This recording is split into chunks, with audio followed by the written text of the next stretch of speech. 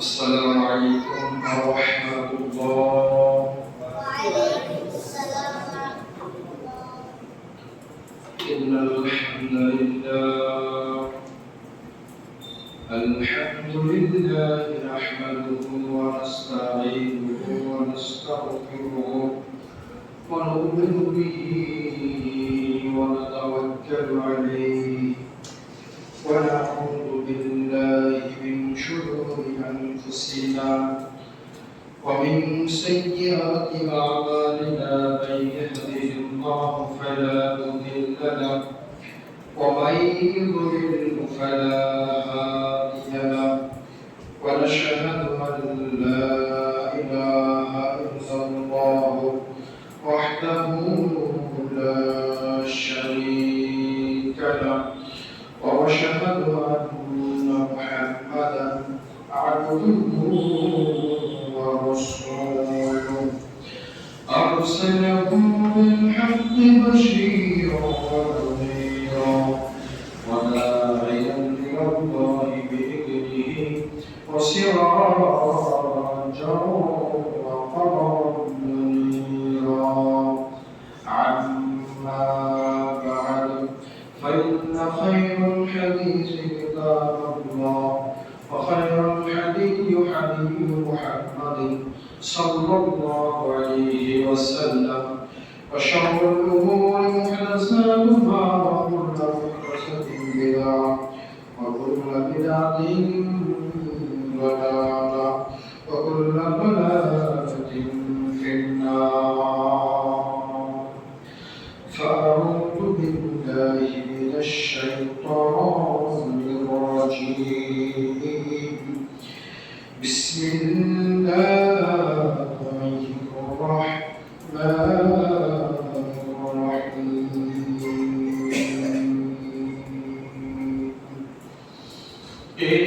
إنه من يشرك بالله فقد حرم الله عليه الجنة ومأواه النار وما للظالمين من أنصار.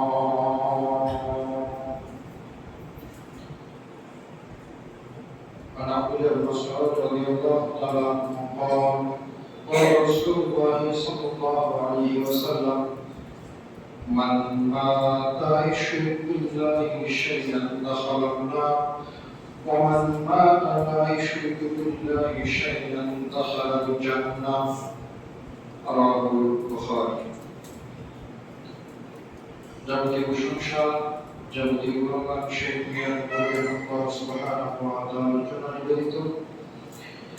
যে আল্লাহ সুবহানাহু ওয়া তাআলা প্রতি জুমার দিনে আজকের জুমায় সুস্থ শরীর সুস্থ মস্তিষ্ক তিনি বিভিন্ন রকম কাজ থেকে বিরত রেখে আমাদের সকলকে পবিত্র মসজিদে প্রবেশ করার তৌফিক দান করেছেন। সে আল্লাহ পাকের দরবারে লাখ কোটি শুকরিয়া আদায় করি। সকল বিশ্বভক্ত স্থল থেকে বলি আলহামদুলিল্লাহ।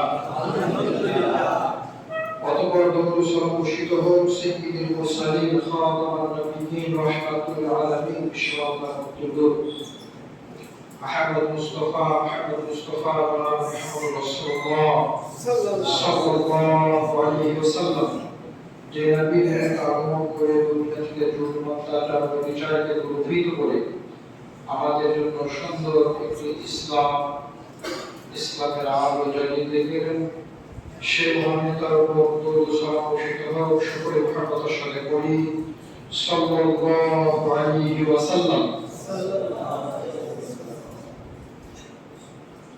সম্মানিত উপস্থিতি, সংক্ষিপ্ত খুতবার আলোচনার বিষয় যাদের জন্য জান্নাত হারাম। উল্লিখিত বিষয়ের উপরে তথ্যবহুল প্রামাণ্য আলোচনা পেশ করার চেষ্টা করব ইনশাআল্লাহ আজিজ। পৃথিবীতে অনেক পাপ রয়েছে যে পাপের কারণে মানুষ জাহান্নামে যাবে। পৃথিবীতে এমন কিছু পাপ রয়েছে আল্লাহ সুবহানাহু ওয়া তাআলা পাপ করবে ক্ষমা করে দিয়ে বান্দাকে জান্নাত দিবেন। তবে নির্দিষ্ট করে কিছু পাপ রয়েছে, যে পাপগুলো মানুষের জন্য জাহান্নামকে চিরস্থায়ী করে দেয়। পৃথিবীতে কিছু পাপ আছে যেই পাপের শাস্তি পরকালে খুবই ভয়াবহ। আমরা ধারাবাহিকভাবে আপনাদের সামনে এটা উপস্থাপন করার চেষ্টা করব যে কাদের জন্য জান্নাত হারাম। দুনিয়াতে থাকতে আল্লাহ সুবহানাহু ওয়া তাআলা তাদের জন্য জান্নাতকে হারাম করে দিয়েছেন। তার এক নম্বরে হলো শিরককারী। যারা শিরিক করে, শিরিকের গুনাহে লিপ্ত হয়, আল্লাহ তাআলা তাদের জন্য জান্নাতকে হারাম করে দেন। এমন বেশ কিছু পাপ রয়েছে যে পাপের কারণে জান্নাত হারাম হয়ে যায়। তার প্রথম একটি কারণের নাম হলো শিরিক করা। যদি আপনার আমলনামায় শিরিক থাকে, যদি আপনার জীবনে শিরিক থাকে, তাহলে আল্লাহ সুবহানাহু ওয়া তাআলা আপনার জন্য জান্নাতকে হারাম করে দিবেন। এই মর্মে মহান আল্লাহ বলেন সূরা মাইদা ৫ নম্বর সূরা ৭২ নম্বর আয়াতে আল্লাহ বলেন, ইন্নাহু মান ইউশরিক বিল্লাহ ফাকাদ হারামাল্লাহু আলাইহিল জান্নাহ। মহান আল্লাহ বলেন, নিশ্চয়ই যে ব্যক্তি আল্লাহর সাথে শিরিক করে, ফাকাদ হারামাল্লাহু আলাইহিল জান্নাহ, আল্লাহ তার জন্য জান্নাতকে হারাম করে দেন।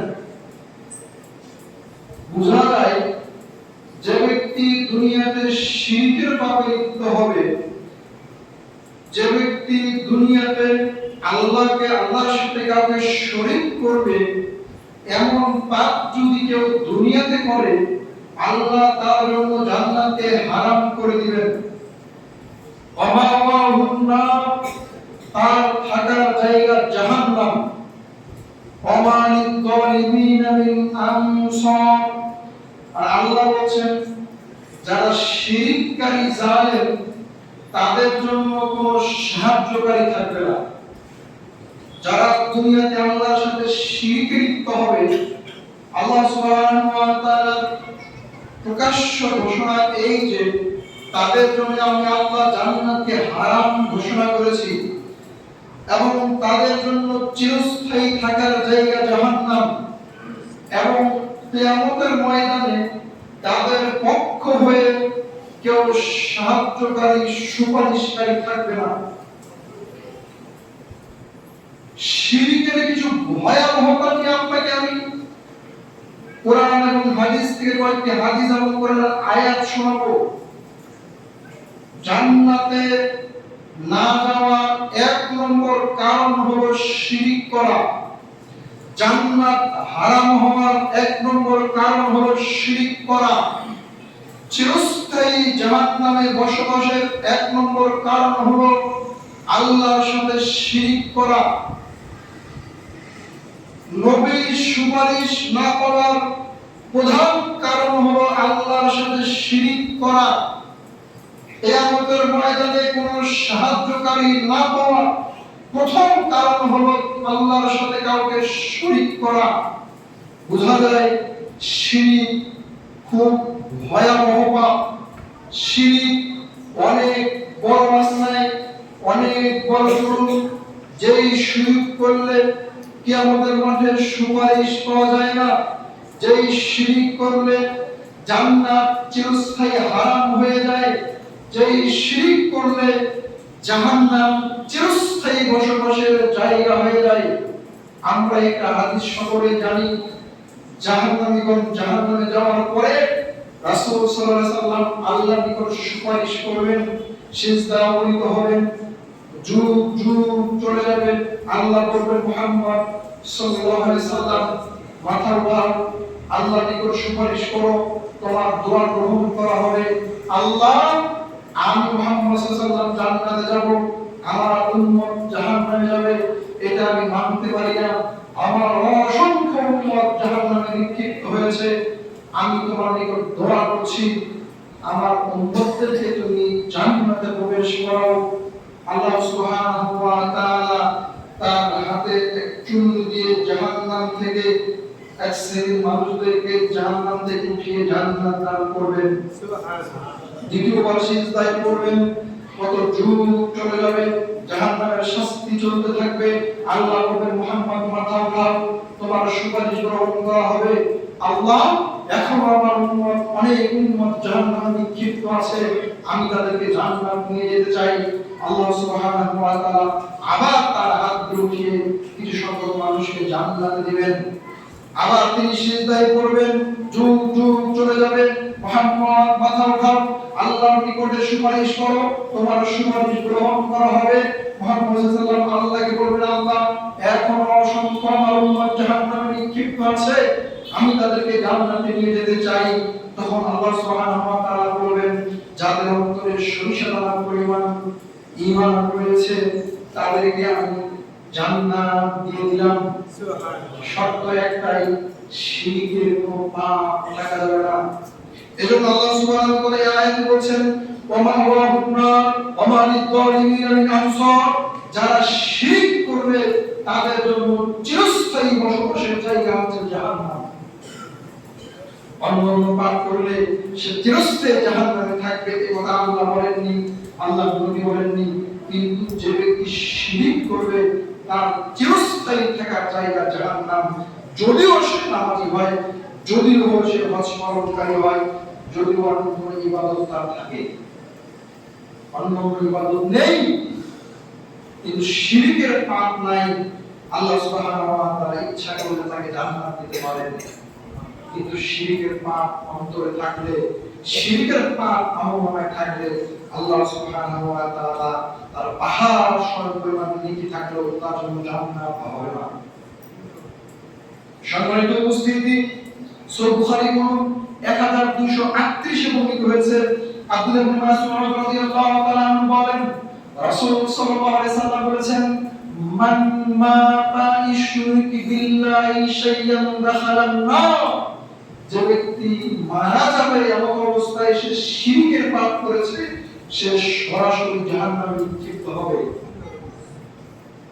হাদিসের ভাষ্য অনুযায়ী বোঝা যায়, অন্য ইবাদত থাকতে পারে, তবে যদি শিরকের পাপ আপনার আমলনামায় থেকে যায়, দুনিয়াতে যদি ক্ষমা করে দিতে না পারেন, তাহলে মারা যাওয়ার সঙ্গে সঙ্গে আপনার জন্য জাহান্নাম রেডি হয়েছে। এরপর অংশ তিনি বলছেন, আমান মাতা লা ইশরিকু বিল্লাহি শাইয়ান দাখালাল জান্নাহ। সূরা বুখারী হাদিস। আল্লাহ বলেছেন, কেউ যদি মারা যায় এমন অবস্থায় তার আমলনামায় শিরকের পাপ নাই, অন্য পাপ টুকিটাকি থাকতে পারে, তবে তার আমলনামায় শিরকের পাপ নাই, এমন অবস্থায় যদি কোনো মানুষ মারা যায়, দাখালাল জান্নাহ, আল্লাহ বলেন আমি তার জন্য জান্নাত দেব। সুবহানাল্লাহ। শিরক থাকলে হবে জাহান্নাম, শিরক না থাকলে একদিন হলো আপনার জন্য জান্নাত অপেক্ষা করবে ইনশাআল্লাহ। তবে আপনাকে বুঝতে হবে শিরক কি জিনিস, কি কাজ করলে শিরক হয়।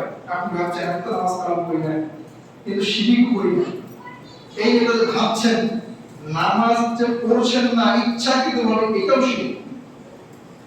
কথা বুঝাতে পারেন? আপনি ভাবছেন যে আমি সালাত আদায় করি না, নামাজ পড়ি না, কিন্তু শিরক তো করি না, আল্লাহর সাথে একটা অংশীদার করি না, এই যে আল্লাহর বিধানটাকে ইচ্ছাকৃতভাবে আপনি পালন করছেন না, ইচ্ছাকৃতভাবে অস্বীকার করছেন, এটাও এক ধরনের শিরক। আবার আপনি বলছেন আমি তো সালাত আদায় করি, সালাত আদায় করি, সিয়াম আদায় করি, অন্য ইবাদত করি, শিরকের পাপ করি না, আমি জান্নাতে যাব। কিন্তু আল্লাহ সুবহানাহু ওয়া তাআলা বলেন ভিন্ন কথা। আল্লাহ বলেন, কেউ যদি সালাত আদায় করে মানুষকে দেখানোর জন্য, কেউ যদি সালাত আদায় করে লোক দেখানোর জন্য, আল্লাহ রাসূলুল্লাহ বলেন এটাও শিরক।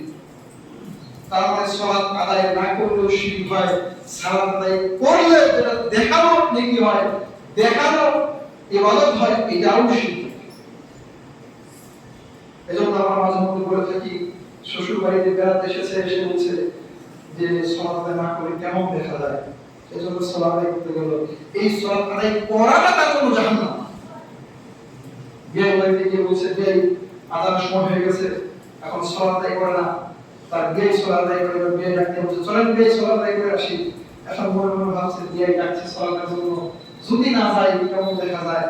এই যে আপনি তাকে দেখানোর জন্য আপনি সালাত আদায় করতে গেলেন, এই সালাত আদায় করাটাই শিরক, আর এই সালাত আদায় করেই আপনাকে জাহান্নামে যেতে হবে। খুব সাবধান, শিরকের পাপ খুবই ভয়াবহ, শিরকের পাপ খুবই ভয়াবহ, যার ব্যাপারে রাসূল সাল্লাল্লাহু আলাইহি ওয়াসাল্লাম বলেছেন কেউ যদি শিরক করে তার পূর্বের সমস্ত আমলকে বরবাদ করে দেওয়া হয়। 80 90 100 বছর ইবাদত করেছেন, এরপর একদিন হঠাৎ করে বলছেন যে বাড়ির উপরে কাক ডাকছে, বাড়িতে কুকুর আসতে পারে, এই একটা কথা বলার সঙ্গে সঙ্গে এই 80 90 100 বছর ইবাদত মুহূর্তে ধ্বংস হয়ে যাবে। হাত চুল যাচ্ছে, একবার ইয়ার্কি চলে বলে ফেললেন যে টাকা আসতে পারে, এই যে কথাটা বললেন বলার সঙ্গে সঙ্গে ইবাদত নষ্ট হয়ে যাবে। পানি খাচ্ছেন, খেতে খেতে ঢেক চলে আসলো, আপনি বললেন যে আমার নামকে উচ্চারণ করেছে, বলার সঙ্গে সঙ্গে 80 বছর ইবাদত ধ্বংস হয়ে যাবে। আমি আপনাকে বুঝাতে পারিনি শিরকের পাপ কত ভয়াবহ, কত বড় জুলুম আল্লাহর উপরে। আসেন শিরকের কিছু ভয়াবহতা, শিরকের ভয়াবহ পরিণাম। 1 নম্বর, শিরক পৃথিবীতে সবচেয়ে বড় পাপ। শিরক সবচেয়ে বড় পাপ, সবচেয়ে বড় অন্যায়, সবচেয়ে বড় জুলুম। মহান আল্লাহ বলেন সূরা লুকমান 31 নম্বর সূরা 13 নম্বর আল্লাহ বলেন ইয়া বুনাইয়া লা তুশরিক বিল্লাহ ইন্নাশ শিরকা লা যুলমুন আযীম। বৎস, তুমি আল্লাহর সাথে শিরক করো না, কারণ শিরক পৃথিবীতে সবচেয়ে বড় পাপ, সবচেয়ে বড় জুলুম, সবচেয়ে বড় অন্যায়। সূরা নিসা 4 নম্বর সূরা 48 বর্ণিত হয়েছে, আল্লাহ বলেন আমাই ইশরিক বিল্লাহি ফাকাদ ইফতারা ইসমান আযীমা। সূরা নিসা 48 নম্বর আয়াতের শেষাংশে আল্লাহ সুবহানাহু ওয়া তাআলা বলেন কেউ যদি আল্লাহর সাথে শিরক করে তাহলে সে ব্যক্তি আল্লাহর সাথে সবথেকে বড় মহাপাপ করবে। কেউ যদি আল্লাহর সাথে শিরক করে তাহলে পৃথিবীর বুকে সবচেয়ে বড় মহাপাপটা সে অভ্যাস করবে। সূরা বুখারী 2654 বর্ণিত হয়েছে, আব্দুর রহমান ইবনে আবু বকর রাদিয়াল্লাহু তাআলা বলেন কুননা ইনদা রাসূলুল্লাহ সাল্লাল্লাহু আলাইহি ওয়াসাল্লাম ফাকাল আলা উনাব্বিকুম বিল আকবার সালাসা। আল্লাহ নবী সাল্লাল্লাহু আলাইহি ওয়াসাল্লাম সাহাবীদেরকে বললেন ও আমার সাহাবীরা, আমি কি তোমাদেরকে 3টি সবচেয়ে বড় পাপের কথা বলবো না? সাবধানে আমার সাহাবীরা, আমি কি তোমাদেরকে 3টি বড় পাপের কথা বলবো না? তার মধ্যে 1 নম্বর হচ্ছে আল-ইশরিকু বিল্লাহ। পৃথিবীতে সবচেয়ে বড় পাপের নাম হচ্ছে আল্লাহর সাথে শিরক করা। 2 উকুকুল ওয়ালিদাইন। 2 নম্বর সবচেয়ে বড় পাপ হচ্ছে পিতামাতার অবাধ্য চলা। 3 ওয়া শাহাদাতুজ জুর, অফিরাতুল কাওলাজ জুর, মিথ্যা সাক্ষী প্রদান করা। অন্য রিওয়ায়াতে এসেছে মিথ্যা কথা বলা। পৃথিবীতে সবচেয়ে 3টি বড় পাপ, তার 1 নম্বর হচ্ছে আল্লাহর সাথে শিরক করা, 2 পিতামাতার অবাধ্য চলা, 3 মিথ্যা সাক্ষী দেওয়া, মিথ্যা কথা বলা। আমাদের সমাজে অহরহ চালু রয়েছে শিরকের পাপ তো আছে, পিতামাতার অবাধ্যতা তো আছে, আমরা বেশিরভাগ মিথ্যা সাক্ষী দিয়ে থাকি। যে দল ভারী, যে দলে আমার বন্ধু রয়েছে, যে দলে আমার স্থান রয়েছে, এই দলের পক্ষপাতিত্ব হয়ে অহরহ মিথ্যা সাক্ষী আমি দিয়ে থাকি। অথচ আল্লাহ নবী সাল্লাল্লাহু আলাইহি ওয়াসাল্লাম বলেছেন পৃথিবীতে 3টি মহাপাপের নাম হচ্ছে মিথ্যা সাক্ষী দেওয়া। মিথ্যা সাক্ষী দিলে আপনার জন্য জাহান্নাম অবধারিত। আল্লাহর কাছে ক্ষমা নেওয়া যাবে। পাপ 2 ভাগে বিভক্ত, একটা হচ্ছে হাক্কুল্লাহ, একটা হচ্ছে হাক্কুল ইবাদ, আল্লাহর সাথে জড়িত পাপ, আর একটা হচ্ছে বান্দার সাথে জড়িত পাপ। মিথ্যা সাক্ষী প্রদান করা এটা হচ্ছে বান্দার সাথে জড়িত পাপ। আপনি যার বিপক্ষে মিথ্যা সাক্ষী দিলেন ওই ব্যক্তি যদি মারা যায়, আপনি কাবা ঘরের গিলাফ ধরে 1000 বার ক্ষমা চাইলেও এর পাপ ক্ষমা হবে না। যার বিরুদ্ধে মিথ্যা সাক্ষী দিয়েছেন তার হাত পা ধরে তাকে ক্ষমা নিতে হবে, দুনিয়াতে ক্ষমা নিতে হবে। যদি ক্ষমা নিতে না পারেন, এই লোক যদি মারা যায় তাহলে সারা জীবন ইবাদত আপনাকে জাহান্নামের ধারে কাছে নিয়ে যাবে। রাসূল সাল্লাল্লাহু আলাইহি ওয়াসাল্লাম বলেছেন কেউ যদি হজ করতে যায়, হজ যদি কবুল হয়ে যায়, কবুল হজের ফজিলত হলো যে সে দেশে এমন অবস্থায় ফিরে আসবে যেমন যেদিন তার মা তাকে ভূমিষ্ঠ করেছিল সেদিন যেমন সে নিষ্পাপ ছিল, হজ করে হজকারী ব্যক্তি ফিরে আসে এবং নিষ্পাপ হয়ে ফিরে আসে। কিন্তু হজে যাওয়ার আগে কারো বিরুদ্ধে মিথ্যা সাক্ষী দিয়েছেন, লোকটি মারা গেছে, একবার 10 বার হজ করলেও একদম হালাল টাকা পবিত্র ইনকাম দিয়ে হজ করলেও হজ কবুল হবে না। এই হজ আপনাকে জান্নাতে নিয়ে যাবে না। সম্মানিত উপস্থিতি, আপনি চোখের সামনে দেখতে পাচ্ছেন অন্যায়, অন্যায় দেখার পরেও আপনি একদম মানব সমাজে দাঁড়িয়ে আল্লাহর কসম করে মিথ্যা কথা বলবেন, এই পাপ আপনাকে জাহান্নামে নিয়ে যাবেই যাবে। সম্মানিত উপস্থিতি, বলছিলাম পৃথিবীতে 3টি সবচেয়ে বড় মহাপাপ, তার এক নম্বর হচ্ছে আল্লাহর সাথে কাউকে শিরক করা, 2 নম্বর হচ্ছে পিতামাতার অবাধ্য চলা, 3 মিথ্যা সাক্ষী দেওয়া, মিথ্যা কথা বলা। সম্মানিত উপস্থিতি, 2 নম্বর হলো শিরক, ক্ষমা অযোগ্য অপরাধ। শিরক এমন একটি পাপ, শিরক এমন একটি পাপ যেটা ক্ষমা অযোগ্য। সূরা নিসা 4 নম্বর সূরা 116 নম্বর আয়াতটা করুন, ইন্নাল্লাহা লা ইয়াগফিরু আন ইউশরাকা বিহি ওয়া ইয়াগফিরু মা দুনা যালিকা লিমান ইয়াশা। আল্লাহ সুবহানাহু ওয়া তাআলা বলেন, নিশ্চয় আল্লাহ তাআলা ক্ষমা করেন না শিরকের পাপ, নিশ্চয় আল্লাহ তাআলা ক্ষমা করেন না শিরকের পাপ, নিশ্চয় আল্লাহ তাআলা ক্ষমা করেন না শিরকের পাপ। এছাড়া যে পাপগুলো রয়েছে ওয়া ইয়াগফিরু মা দুনা যালিকা লিমান ইয়াশা, এছাড়া যে পাপগুলো রয়েছে আল্লাহ ইচ্ছা করলে ক্ষমা করতে পারেন। কিন্তু শিরকের পাপ এমন একটা পাপ, শিরকের পাপ এমন একটা পাপ, শিরকের পাপ এমন একটা পাপ যে পাপ আল্লাহ সুবহানাহু ওয়া তাআলা ক্ষমা করেন না। তিরমিজি রাসূল 3540 এ বর্ণিত হয়েছে, আনাস রাদিয়াল্লাহু তাআলা আনহু বলেন, আমি রাসূল সাল্লাল্লাহু আলাইহি ওয়াসাল্লামকে বলতে শুনেছি আল্লাহ তাআলা বলেন হাদিসে কুদসি, হে আদম সন্তান, তুমি যদি জমিন ভর্তি পাপ নিয়ে আমার নিকট উপস্থিত হও, আমি আল্লাহ সুবহানাহু ওয়া তাআলা সঙ্গে সঙ্গে তোমার জমিন ভর্তি পাপকে ক্ষমা করে দেব। সুবহানাল্লাহ। শর্ত একটা, শিরকের পাপ থাকা যাবে না। শিরকের পাপ ছাড়া আসমান জমিন পাপ নিয়ে যদি আল্লাহর নিকট উপস্থিত হয়ে আল্লাহকে বলেন, আল্লাহ আপনি আমাকে ক্ষমা করুন, আমি নিজের উপর জুলুম করেছি, অন্যায় করেছি, পাপাচারে লিপ্ত হয়েছি, আপনি ক্ষমা করুন। আল্লাহ বলেন, বান্দা যদি এই জমিন পরিমাণ পাপ নিয়ে ক্ষমা চায়, আমি আসমান পরিমাণ নেকি ক্ষমা নিয়ে তার নিকট উপস্থিত হয়ে যাই। আল্লাহ রাসূল সাল্লাল্লাহু আলাইহি ওয়াসাল্লাম বলেন, মহান আল্লাহ বলেন হাদিসে কুদসির ভিতরে, বান্দা যদি 1 বিঘত দৌড়ি আমার নিকট ক্ষমার জন্য আসে, আমি আল্লাহ 2 বিঘত দৌড়িয়ে তার নিকট যাই তাকে ক্ষমা করার জন্য। কিন্তু শর্ত হলো শিরকের পাপ থাকা যাবে না। সম্মানিত উপস্থিতি, 3 নম্বর, শিরক জীবনের যাবতীয় সৎ আমলকে ধ্বংস করে দেয়। শিরক জীবনের যাবতীয় সৎ আমলকে ধ্বংস করে দেয়। সূরা আনআম 6 নম্বর সূরা 88 নম্বর আয়াতটা বলে দেখেন, আল্লাহ বলেন, ওয়ালা ওয়াশরাকু লা হাবিতু আনহুম মা কানু ইয়ামালুন। আল্লাহ সুবহানাহু ওয়া তাআলা বলেন, তারা যদি শিরক করে তাহলে তাদের জীবনের সমস্ত নেকিগুলোকে ধ্বংস করে দেওয়া হবে। তারা যদি শিরক করে সমস্ত আমলগুলোকে ধ্বংস করে দেওয়া হবে। শুধু কি তাই? সূরা জুমার 35 নম্বর সূরা 65 নম্বর আয়াতে বলেন, লাইন আশরাকতা লাইহরাতান আমালুক ওয়া লা তাকুনান্না মিনাল খাসিরিন।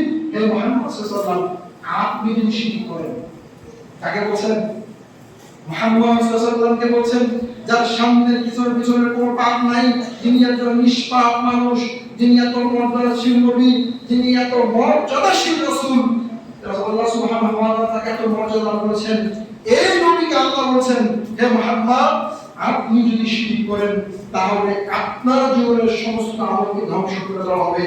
ওয়ালা তাকুনান্না মিনাল খাসিরিন, এবং আপনিও ক্ষতিগ্রস্তদের অন্তর্ভুক্ত হবেন।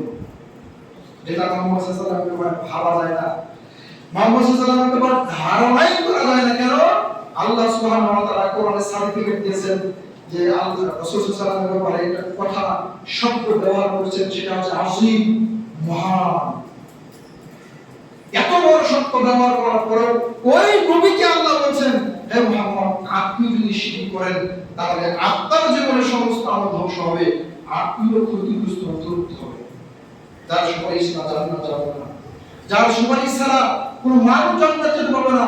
কিয়ামতের মাঠে যার হাতে হাতে হাউজে কাউসারের পানি পান করা ছাড়া কিয়ামতের মাঠে কেউ টিকতে পারে না, এমন একজন নবী রাসূলকে আল্লাহ বলছেন আপনি যদি শিরক করেন আপনার জীবনের সমস্ত আমলকে ধ্বংস করে দিয়ে আপনাকে আমি ক্ষতিগ্রস্ত অন্তর্ভুক্ত করব। সম্মানিত উপস্থিতি, 4 নম্বরে আসেন, শিরককারী রাসূলের শাফাআত হতে বঞ্চিত হবে। শিরককারী রাসূলের শাফাআত থেকে বঞ্চিত হবে। তিরমিজিতে দেখুন 2441 বর্ণিত হয়েছে, আউফ ইবনে মালিক রাদিয়াল্লাহু তাআলা আনহু বলেন রাসূল সাল্লাল্লাহু আলাইহি সাল্লাম বলেন আল্লাহর পক্ষ থেকে একজন ফেরেশতা আমার নিকটে আসলেন, এসে আমাকে দুটি প্রস্তাব দিলেন, হে মুহাম্মদ সাল্লাল্লাহু আলাইহি সাল্লাম আপনার নিকটে আল্লাহর পক্ষ থেকে দুইটি প্রস্তাব আমি নিয়ে এসেছি। হে মুহাম্মদ আল্লাহর পক্ষ থেকে আপনার নিকটে দুইটি প্রস্তাব নিয়ে এসেছি, দুইটির যে কোনো একটি আপনি গ্রহণ করতে পারেন, দুইটির যে কোনো একটি আপনি গ্রহণ করতে পারেন, দুইটির যে কোনো একটি আপনি গ্রহণ করতে পারেন। এক, আপনার উম্মতের অর্ধেক জান্নাতে প্রবেশ করবে, এটা 1 নম্বর প্রস্তাব। হে মুহাম্মদ আল্লাহর পক্ষ থেকে আমি আপনার নিকটে নিয়ে এসেছি প্রস্তাব, 1 নম্বর প্রস্তাব হলো যে আপনার উম্মতের অর্ধেক জান্নাতে প্রবেশ করবে। 2, কিয়ামতের মাঠে আল্লাহ সুবহানাহু ওয়া তাআলা আপনাকে সুপারিশ করার অনুমতি দিবে আপনার উম্মতের ব্যাপারে। আপনি কোনটাকে গ্রহণ করবেন? আপনার উন্মুক্ত, আপনি দুটি একটিকে গ্রহণ করতে পারেন। যদি আপনি বলেন যে আমি 1 নম্বরটি গ্রহণ করলাম, তাহলে আপনার উম্মতের অর্ধেককে আল্লাহ সুবহানাহু ওয়া তাআলা এমনিতেই জান্নাত দিয়ে দিবেন। আর যদি বলেন না আমি দ্বিতীয়টি গ্রহণ করব, তাহলে আপনি আল্লাহর নিকট সুপারিশ করে আরো অনেক বেশি আপনার উম্মতকে জান্নাতে দিতে পারেন। মুহাম্মদ সাল্লাল্লাহু আলাইহি ওয়াসাল্লাম বললেন যে আমি দ্বিতীয়টি গ্রহণ করলাম, কিয়ামতের মাঠে আমি আমার উম্মতের জন্য সুপারিশ করতে চাই। সুবহানাল্লাহ, সুবহানাল্লাহ বলেন না?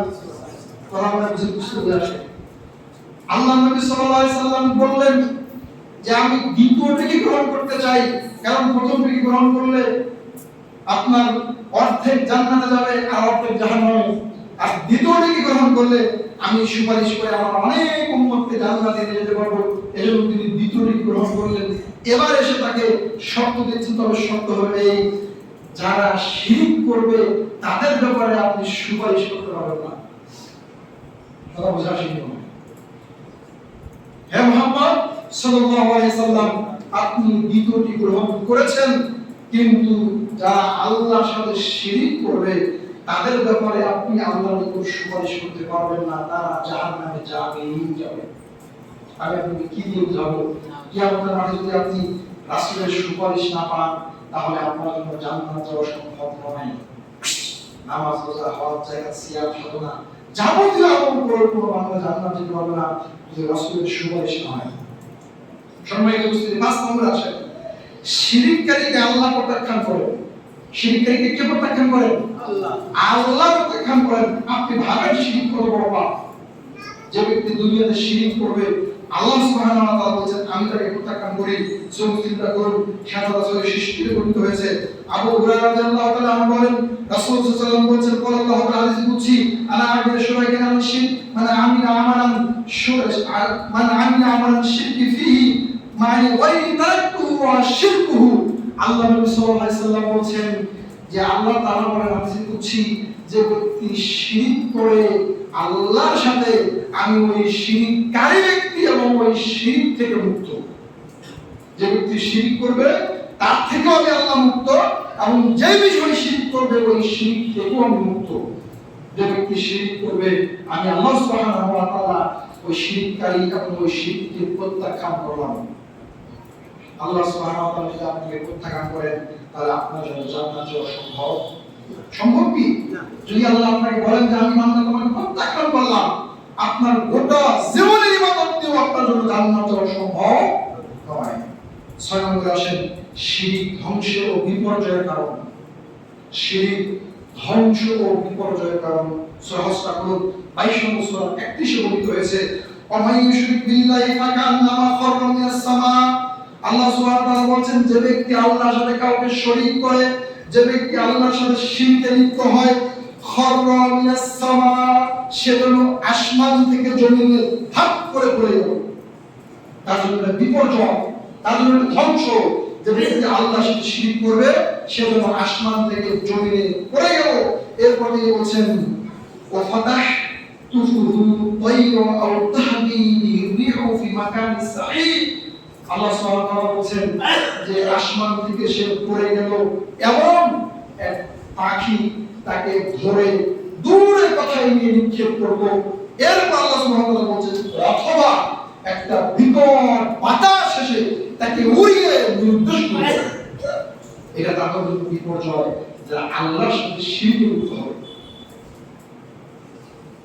সম্মানিত মুসলিম সহিহ বুখারীতে বলুন 2766 তে বর্ণিত হয়েছে আবু হুরায়রা রাদিয়াল্লাহু তাআলা আনহু বলেন রাসূল সাল্লাল্লাহু আলাইহি ওয়াসাল্লাম আমাদেরকে 7টি ধ্বংসাত্মক বিষয় নির্দেশ দিয়েছেন যে তোমরা এই 7টি ধ্বংসাত্মক বিষয় থেকে বেঁচে থাকো।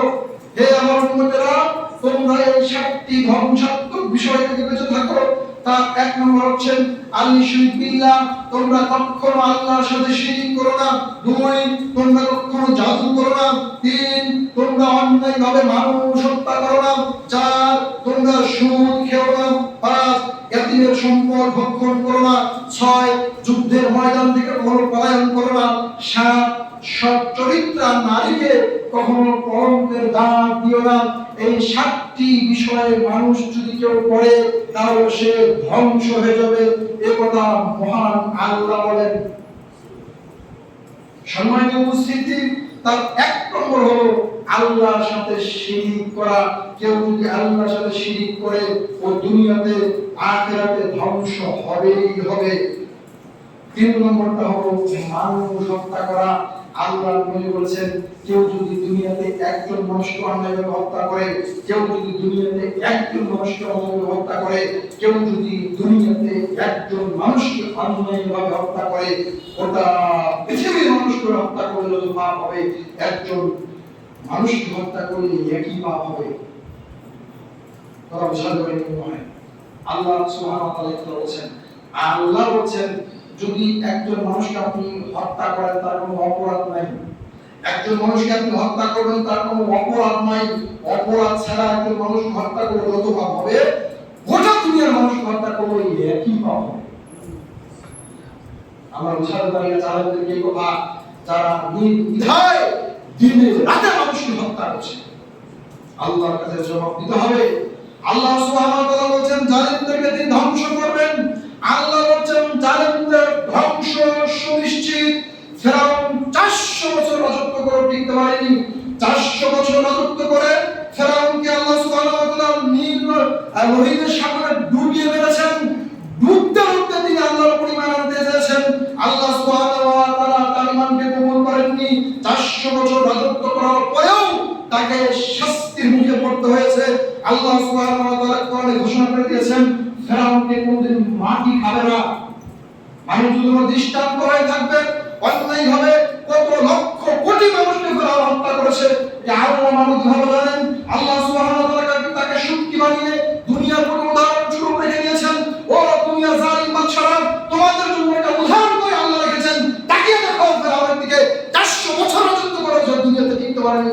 তুমি কয়েকদিনের রাজত্বে অসংখ্য মানুষকে অন্যায়ভাবে হত্যা করেছো, এর বিচার একদিন হবেই হবে ইনশাআল্লাহ। সম্মানিত উপস্থিতি, আপনি ভাবিয়েন না আল্লাহ সুবহানাহু ওয়া তাআলা ফেরাউন, নমরুদ, কারুন, আবু জাহেল দুনিয়াতে বহু পাপিষ্ঠরা এসেছে রাজা হিসেবে, তারা মানুষকে অন্যায়ভাবে হত্যা করেছে, জুলুম নিপীড়ন করেছে, কেউ টিকতে পারেনি। বর্তমান জামানায় যারা জুলুম অত্যাচারে লিপ্ত হবে, যারা মানুষদেরকে, অসহায় মানুষদেরকে অন্যায়ভাবে পাখির মতো গুলি করে হত্যা করবে, তাদের বিচার একদিন হবেই হবে ইনশাআল্লাহ, হবেই হবে। দুনিয়া চিরস্থায়ী থাকার জায়গা নয়। আল্লাহ সুবহানাহু ওয়া তাআলা বলেছেন একজন মানুষকে হত্যা করলে যত পাপ, গোটা দুনিয়ার মানুষকে হত্যা করলে এত পাপ। আপনি অন্যায়ভাবে একটা মানুষকে হত্যা করবেন, গোটা দুনিয়ার মানুষকে হত্যা করলে যত পাপ হবে, আপনার আমল এই পাপ হয়েছে, এই পাপ ক্ষমা হবে না, আপনার শাস্তি হবেই হবে। যত জালিম বাদশা দুনিয়াতে এসেছে সকলের শাস্তি হয়েছে। বর্তমান জামানায় যারা জালিম হিসেবে অন্যায়ভাবে মানুষ হত্যা করছে তাদেরও শাস্তি হবেই হবে, ছাড় পাওয়ার কোনো পথ নাই। এজন্য আল্লাহ রাসূল সাল্লাল্লাহু আলাইহি ওয়াসাল্লাম বলেছেন তোমরা 7টা ধ্বংসাত্মক বস্তু থেকে বেঁচে থাকো। এই 7টা কাজ করলে তোমরা ধ্বংস হবেই হবে। তার তৃতীয় নম্বর হচ্ছে অন্যায়ভাবে মানুষকে হত্যা করা। সম্মানিত উপস্থিতি, আল্লাহ সুবহানাহু ওয়া তাআলা এই সাতটি ধ্বংসাত্মক প্রস্তুতি আমাদেরকে হেফাজত করুন, সকল আল্লাহুম্মা আমিন। 7 নম্বর, শিরক চরম ব্যর্থতার নাম। শিরক একটি চরম ব্যর্থতার নাম। সূরা আন-নামটা করুন 6 নম্বর সূরার 22 নম্বর আয়াতে বর্ণিত হয়েছে। মহান আল্লাহ বলেন, ওয়া ইয়াউমা নাহশুরুহুম জামিআ, যেদিন হিসাবের জন্য তাদেরকে একত্রিত করা হবে কিয়ামতের মাঠে। কিয়ামতের মাঠে তখন তাদেরকে সকলকে একত্রিত করা হবে। সুম্মা নাকুলু লিল্লাযিনা আশরাকু আবা ওয়া শুরাকাউকুম, তাদেরকে বলা হবে যারা দুনিয়াতে আল্লাহর সাথে শিরক করত তাদেরকে বলা হবে, কোথায় তোমাদের সেই তাদেরকে শিরক করতে আল্লাহর সাথে ওই সমস্ত দেব-দেবীরা কোথায়, ওই সমস্ত মানুষেরা কোথায় যাদের প্রমাণে তোমরা আল্লাহর সাথে শিরক করেছে। আল্লাযিনা কুনতুম তাজুমুন, তোমরা তাকে আল্লাহর সাথে উপস্থিত করো। আমরা আল্লাহ বলেন, আমি দেখতে চাই তোমাদের কত বড় স্পর্ধা, আমি ছাড়া তোমরা আমার উপরে কাউকে শরীক করো, তাদেরকে হাজির করো।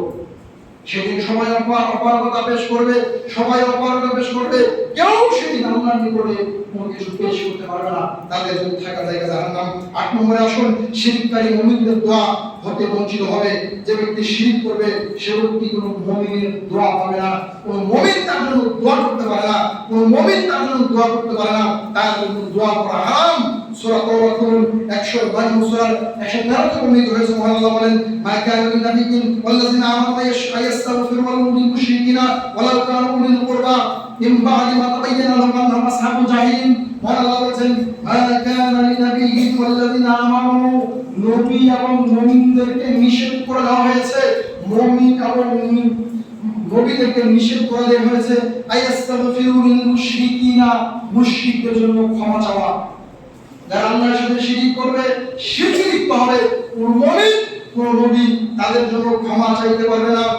আবা শুরাকাউকুম আল্লাযিনা আল্লাহ সুবহানাহু ওয়া তাআলা ওয়ালাউ কানু উলি কুরবা মিন বা'দি মা তাবায়্যানা, আল্লাহ সুবহানাহু ওয়া তাআলা বলেন, যদিও ওই মুশরিক ব্যক্তি তোমার নিকটবর্তী কোনো আত্মীয় হয়, তোমার নিজের ছেলে হতে পারে, তোমার নিজের স্ত্রী হতে পারে, তোমার নিজের বাবা হতে পারে, কিন্তু আল্লাহ সুবহানাহু ওয়া তাআলার অনুমতি দেন নাই আপনার ছেলে, আপনার বাবা, আপনার স্ত্রী, আপনার মায়ের জন্য আপনি সুপারিশ করতে পারেন না, ক্ষমা চাইতে পারেন না, যদি আপনার এই আত্মীয়-স্বজন শিরকের সাথে লিপ্ত থাকে।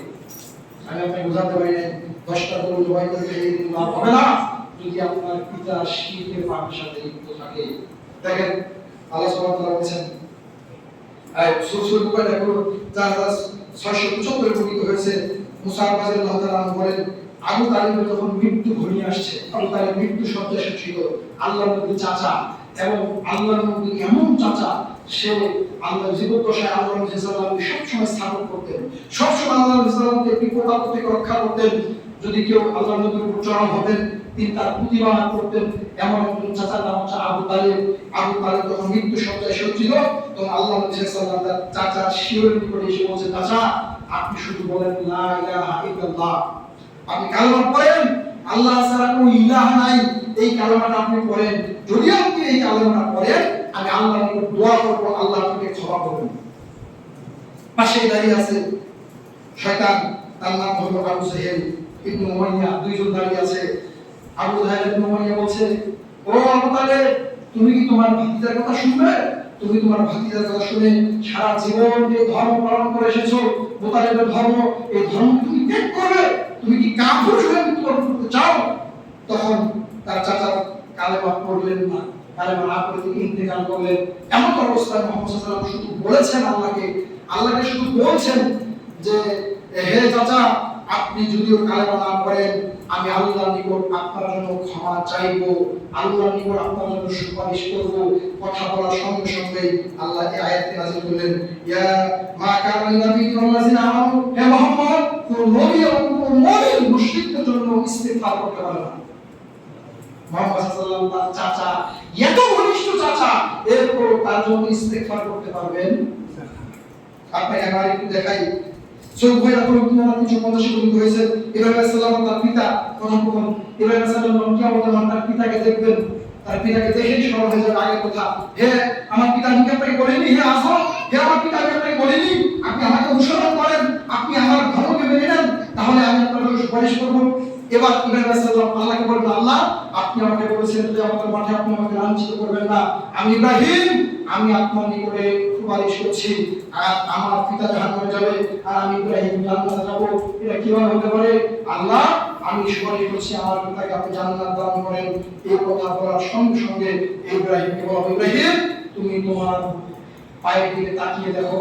হঠাৎ পিতা নিজের পায়ের দিকে তাকিয়ে দেখবেন তার পিতাকে জঘন্য জানোয়ারে পরিণত করা হয়েছে, যার শরীরে ধুলা হয়ে গেছে। আল্লাহ ফেরেশতাকে নির্দেশ দিবেন এই জানোয়ারকে জাহান্নামে নিক্ষেপ করো। ইব্রাহিম সাল্লামকে বলল, ইব্রাহিম তুমি কি জানো না আমি কাফেরদের জন্য আমার জান্নাতকে হারাম করেছি। আমি আপনাকে এই কথা কি দিয়ে বুঝাবো? আপনার পিতা যদি শিরিক অবস্থায় মারা যায়, পিতার জন্য আপনি ক্ষমা চাইতে পারবেন না। কেন? সে মুসলিমরা কোন জায়গাতে যদি বলতে হয়েছে। আবু হুরায়রা রাদিয়াল্লাহু তাআলা আনহু বলেন, নবী সাল্লাল্লাহু আলাইহি ওয়াসাল্লাম একদিন তার মা আমিরার কবর জিয়ারত করতে গেলেন এবং তিনি খুব কান্নাকাটি করলেন, তার সাথে সাহাবীরাও কান্নাকাটি করলেন।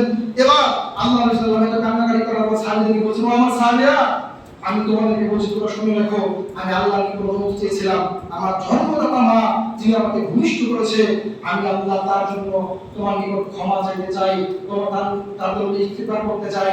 আল্লাহ সুবহানাহু ওয়া তাআলা আমাকে সাবধান করে দিয়েছেন, হে মুহাম্মদ তুমি তোমার মায়ের জন্য আল্লাহর নিকট ক্ষমা চাইতে পারবে না, কারণ মুশরিক অবস্থায় মারা গেছে, ও জাহান্নামী। মুহাম্মদ সাল্লাল্লাহু আলাইহি ওয়াসাল্লাম নিজের মায়ের জন্য সুপারিশ করতে পারে না, কারণ সে মুশরিক। তাহলে আপনি মুসলিম হয়ে যদি মুশরিক হন, তাহলে আপনার জন্য আল্লাহ সুবহানাহু ওয়া তাআলা কিয়ামতের মাঠে তাকে সুপারিশ করার অনুমতি কিভাবে দিতে পারবেন? আমি আরেকটা হাদিস বিশেষ মুসলিম 347 বলতে হয়েছে, আনাস রাদিয়াল্লাহু তাআলা বলেন, রাসূলুল্লাহ বলেছেন, আন্না রাজুলান ক্বালা ইয়া রাসূলুল্লাহ, একজন ব্যক্তি আল্লাহর নবীকে বললেন, আল্লাহর নবী আইনা আবি, আমার পিতা কোথায়? আল্লাহ নবী সাল্লাল্লাহু আলাইহি ওয়াসাল্লাম বললেন, ক্বালা ফিন্নার, তোমার পিতা জাহান্নামে। ওটা মন খারাপ করে চলে যেতে লাগলো। ওই লোকটা মুসলমান হয়েছে, তার পিতা অমুসলিম অবস্থায় মারা গেছে, তো তিনি মুসলমান হওয়ার পর আল্লাহর নবীকে জিজ্ঞাসা করছেন যে আইনা আবি, আল্লাহর নবী আমার পিতা কোথায়? তখন আল্লাহ নবী সাল্লাল্লাহু আলাইহি ওয়াসাল্লাম বললেন, সে জাহান্নামে রয়েছে। এবার লোকটা যখন মন খারাপ করে চলে যাচ্ছেন, তখন আল্লাহ নবী সাল্লাল্লাহু আলাইহি ওয়াসাল্লাম ফালাম্মা ফাকিদা ক্বালা ইন্না আবি ওয়া ইয়াইয়া ফিন্নার, এদিকে শোনো, তুমি জেনে রাখো আমার পিতা যেখানে তোমার পিতাও সেখানে। কথা বুঝে দিও। লোকটা যখন মন খারাপ করে চলে যাচ্ছিল, তোমার পিতা জাহান্নামে, তখন লোকটাকে ডেকে আল্লাহর নবী বলছেন, তুমি মন খারাপ করো না, কেন আমার পিতা যেখানে তোমার পিতাও, মানে আমার পিতাও জাহান্নামে, তোমার পিতাও জাহান্নামে। আমি নবী হওয়ার পরে আমার পিতাকে আমি জান্নাত দিতে পারিনি, কারণ সে মুশরিক অবস্থায় মারা গেছে। সম্মানিত উপস্থিতি, আপনারা কি দিয়ে বুঝাবো মুহাম্মদ সাল্লাল্লাহু আলাইহি ওয়াসাল্লামের বাবা মা জাহান্নামে যাবে? মুহাম্মদ সাল্লাল্লাহু আলাইহি ওয়াসাল্লামের বাবা মা জাহান্নামে যাবে, পৃথিবীর সর্বশ্রেষ্ঠ নবী, সর্বশ্রেষ্ঠ রাসূল, শুধুমাত্র আল্লাহর সাথে শিরক করার কারণে তারা জাহান্নামে যাবে। আপনার অবস্থান কোথায় হতে পারে? আল্লাহ সুবহানাহু ওয়া তাআলা যেন এই কঠিন শিরক থেকে আমাদেরকে বেঁচে থাকার তৌফিক দান করেন। আল্লাহুম্মা আমিন। আমরা ধারাবাহিক আলোচনা চালিয়ে যাব ইনশাআল্লাহ। আমরা যেটা আজকে আলোচনা করছিলাম, যাদের জন্য জান্নাত হারাম, তার এক নম্বর হলো যারা আল্লাহর সাথে শিরকে লিপ্ত হয়, তাদের জন্য আল্লাহ জান্নাতকে চিরস্থায়ী হারাম করেছেন। পরে ধারাবাহিকভাবে আমরা পরে জুমাগুলো আলোচনা করার চেষ্টা করব। আল্লাহ সুবহানাহু ওয়া তাআলা যেন আমাদেরকে এই ধ্বংসাত্মক শিরক থেকে বেঁচে থাকার তৌফিক দান করেন। আল্লাহুম্মা আমিন।